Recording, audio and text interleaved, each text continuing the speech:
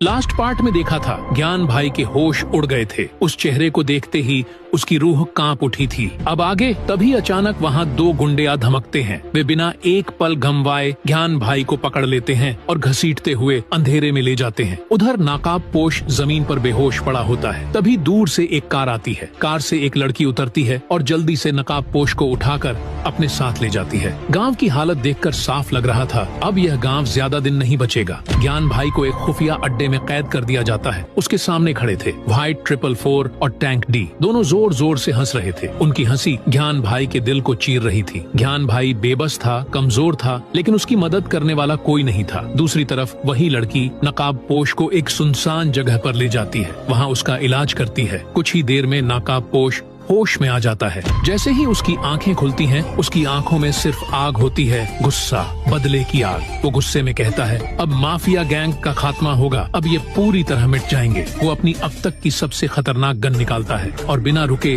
वहाँ से निकल जाता है।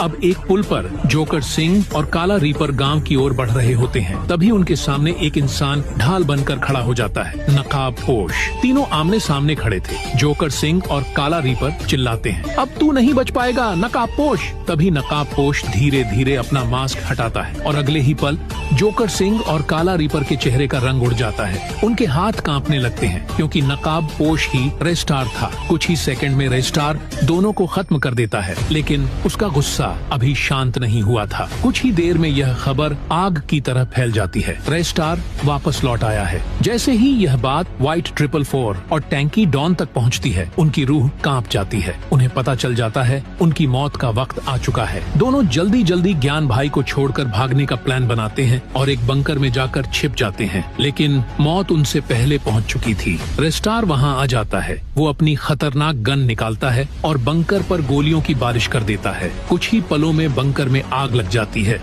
और देखते ही देखते पूरा बंकर एक भयानक धमाके के साथ ब्लास्ट हो जाता है।